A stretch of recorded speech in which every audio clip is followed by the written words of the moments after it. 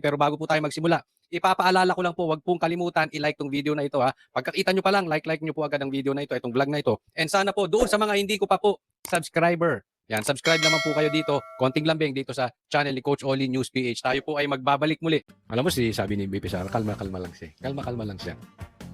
Dahil ang gobyerno ngayon, dati on the offensive mode. Ngayon, defensive na. Sa laki ng baho ngayon.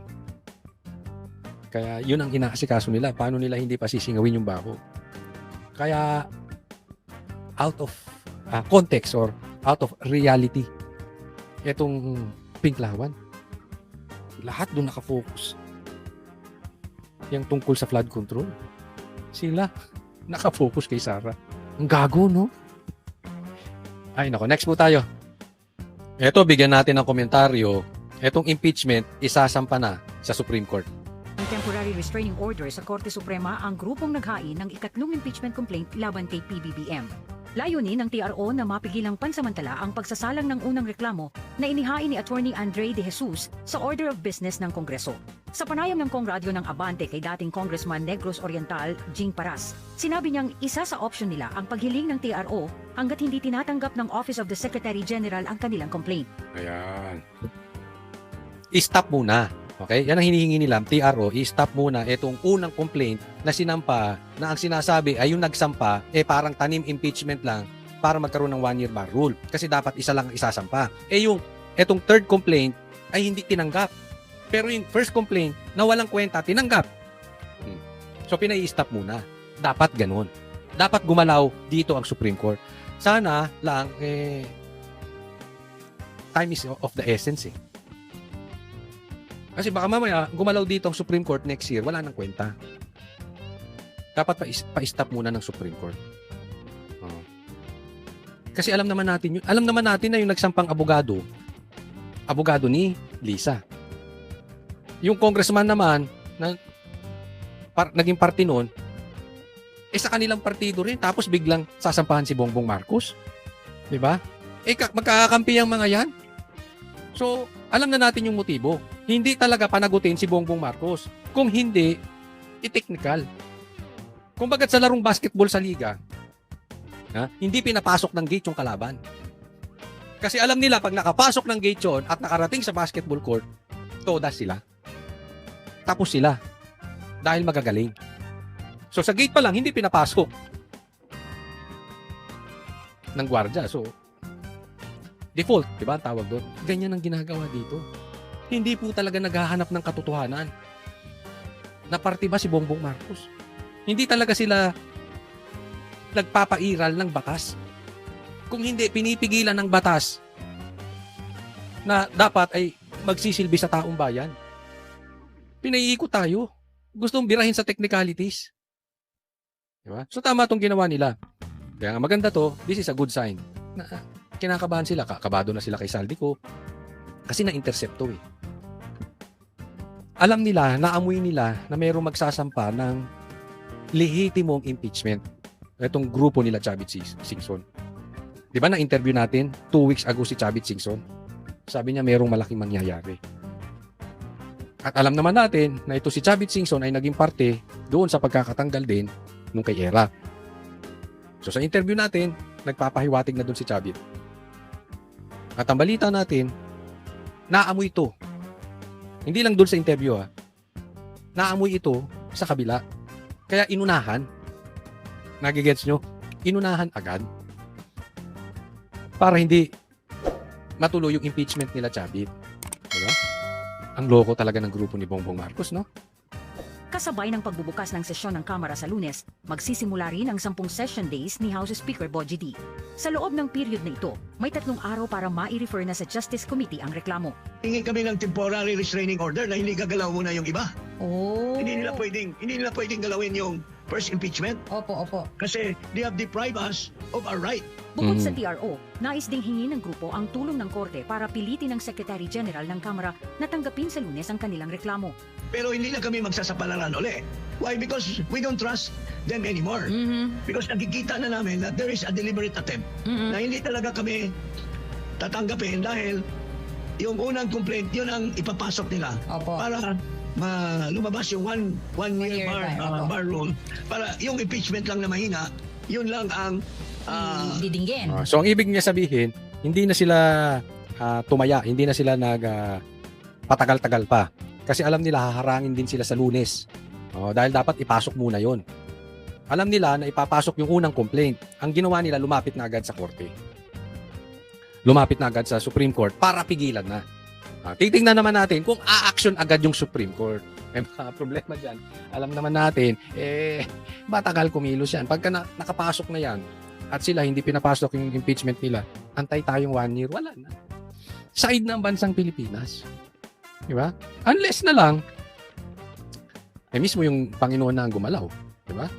Yun, hindi na natin hawak yun. But as for us naman, maganda itong ginagawa nila. Di ba? Hindi sila sumusugal. Gawin na nila yung dapat nilang gawin. Tama po. idinggin Opo. at i-dismiss nila, wala na kaming karapatan. Kumpiyansa naman si Paras na At ito mayroong kwento kanina. May numero na daw. So basta pumasok lang tong impeachment na to, may numero daw sa Kamara na maa-approvean yung impeachment pupunta sa Senado. Kasi kailangan 1/3 di ba? So kailangan dyan 1/3 ang pipirma. No? Or kailangan ng suporta ng mga congressman dyan. Kapag kakasabi sa atin ni attorney, may numero. Yung mga congressman ayaw lang lumantad ngayon kasi nga baka hindi matuloy itong impeachment, lumantad na sila, alam naman natin ng gobyerno, pag alam kalaban, binabanata na agad. So hindi pa nagsisimula yung boxing, binubugbog ka na. So saka na sila lalantad pag nagsimula na itong impeachment. At marami daw inis na sa ginagawang panloloko, pandarambong at korupsyon ng gobyernong ito. Kaya may numero. At hindi natin maiaalis. Posible yon. Dahil nararamdaman nila, kita naman nila, hindi naman bobo yung mga yan. Yung mga congressman na yan, alam nila malakas na talaga si BP Sara. Alam nila, malaki talaga ang Duterte supporters. Alam nila yun. Nangyari sa eleksyon, nakita nila kung paano nanalo yung mga Duterte supporters. So kung meron silang pangarap sa politika, talagang pipihit na yan. Ngayon, pag nakalusot yan sa lower house at nakarating yan sa Senado, finish na yan. Finish na yan. Kasi kahit minority ang Duterte block doon, pag nakarating na doon, manipis lang ang lamang ng majority sa minority. Yung mga nandoon, pagkasigurado na, nababaligtad na si Bongbong Marcos sa paglipat nila, nag-uunahan pa yung mga senador coming from the majority to transfer to minority. Kailangan lang mapalusot itong impeachment na to, una sa lahat. Pangalawa, makalusot dito sa mga congressman, makuha yung totoong numero. Pagdating sa Senate, tapos ang magnanakaw. We have the victory. isusulong ang kanilang impeachment complaint dahil sa pressure ng taong bayan na anya'y galit at sawa na sa mga ginagawa ng Administrasyong Marcos. Ito po ay tila napaamin na ang mga congressman o yung mga magnanakaw, di man lahat, yung mga magnanakaw at mga protektor na magnanakaw natatakot sa pagiging witness ni Saldico. Pag-usapan po natin. Saldico is willing to testify on our behalf dun sa graft and corruption issue. Ang pasabog daw na testigo ng grupong naghain ng ikatlong impeachment complaint laban kay Pangulong Bongbong Marcos hindi raw basta-bastang makakaharap sa Kamara. Ayon kay Batangas 2nd District Representative Jervil Luistro na chairperson ng House Committee on Justice. Kung gusto raw tumestigo ni dating Congressman Zaldico, kailangan nitong umuwi ng Pilipinas. Dapat lahat ng witnesses under oath, which therefore means you have to come and take your oath. Ayun, you have to come. Okay, I'm coming. Sabi. Oy, Saldico, kailangan ka raw mag-cam. Oh, halika na, Saldico. Umuwi ka muna dito. Si ating naman, tanggol pa more. Umaasa ka pa, ha? Umaasa ka pang na mapapansin ka ng mabuti ni Tambaluslos, ha? Umaasa ka pang na mapapansin ng presidente. Tanggol pa more kasi alam natin, pag umuwi to si Saldico, naku, igigipin. Kumbaga sa bugbugan, baka sa airport pa lang yan. Yari na yan. Baka papalitan na naman yung pangalan ng airport. Di ba? Nangyari na yan. Di ba? Yung magiging kalaban ng gobyerno nung nakaraan, Airport pa lang, pinatay na. Pangalawa, nangyari ulit. Panahon din ng mga Marcos. Airport pa lang, kinidnap na si Tatay Digong. Oh, mahilig sa airport. Itong Marcos. Baka nagpupunta kayo sa Air Force. Baka sa Air Force, dyan, di ba? Sa Villamor. Oh, dinali. Hindi natin alam, no? Si Saldico nga mismo nagsasabi. Di ba? Baka nakakalimutan mo. Ating, sinabi ni Saldico, sabi nung amo mo, diyan ka na lang. Yung amo mong si Tambaluslos, diyan ka na lang. Huwag ka nang uuwi dito. Ano ba talaga gusto ninyo? Umuwi o diyan na lang?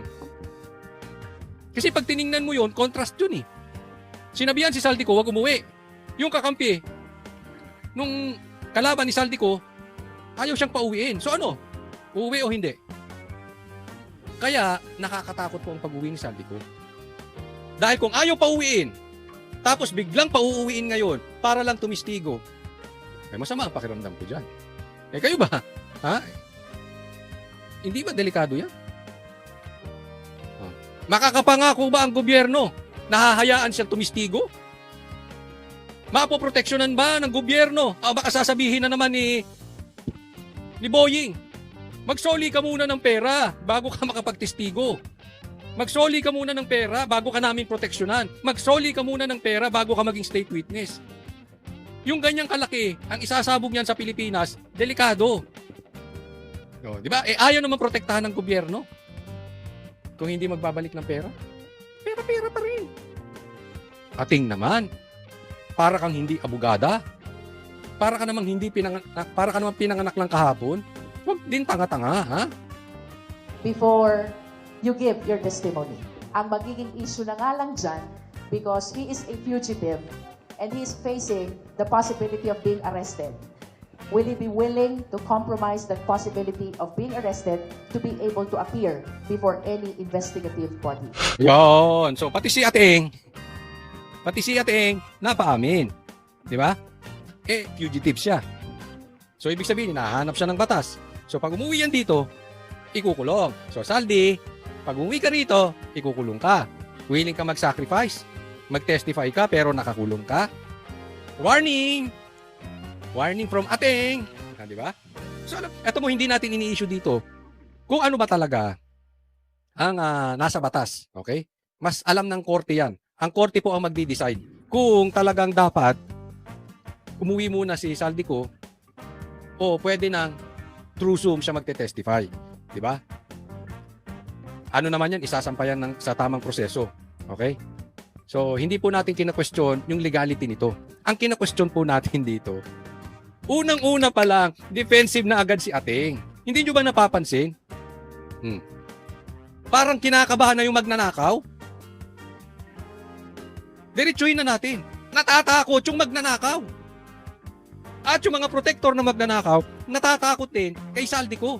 Bakit? Hawak niya yung matibay na ebidensya. Yun na yun. Di ba, wag na nating paikot-ikutin. Kaya ngayon pala, parang tinatakot nyo na si Saldico. Hindi ka pwede mag-testify. Huhulihin ka namin. Investigative body. Pero hindi ba pwedeng via video call na lang ang pagtestigo at gawin ng panunumpa sa Embahada ng Pilipinas kung saang bansa man naroon si Ko? I haven't seen that under the rules. Under the rules? Ano? I haven't seen that under the rules. Okay. Ang nasa ilalim po ng rules ng impeachment, dapat sa Justice Committee Chair, panunumpaan lahat ng affidavits and counter affidavits. So, sa madaling salita, sinasabi niya, dapat dito manumpa sa Pilipinas si Saldico. Oo. Sabi niya yon. Antayin muna natin. Ha? Kasi syempre, bawat naman pagkakaunawa sa batas, meron kanya-kanyang interpretasyon eh. Di ba? Si Tito Soto nga, at saka si Lacson, ibang interpretasyon sa batas. Di ba? So, antayin muna natin. Alam ko, may paraan po dyan eh. Ha? Sa madaling salita, isa lang po ito. Tunay yung mga sinasabi ni Saldico. Kasi alam nyo kung wala namang kwenta yung sinasabi ni Saldico. Hindi nyo naman nasasabihin, hindi. Kahit dyan ka mag-testify, okay lang. Naalala nyo? Sa Blue Ribbon pa lang, hinarangan na si Saldico. Doon pa lang, alam na nila. Di ba same scenario, magkaiba lang. yung kay Libiste. Si Libiste, kita nyo, ginigipit as early as now. Magkaiba lang sila. Si Saldico, parte nung sindikato. Magnanakaw din. Si Libiste, hindi. Pero same. Una pa lang, hindi na nila pinapayagang magsalita. And that includes the giving of testimony before the Justice Committee. Ang huling lokasyon ni Ko ay sa Lisbon, Portugal. Ayon kay Interior Secretary John Vic Remulla, si Ko ang nagdawit kay Pangulong Marcos sa bilyon-bilyong pisong insertions at kickback umano sa 2020.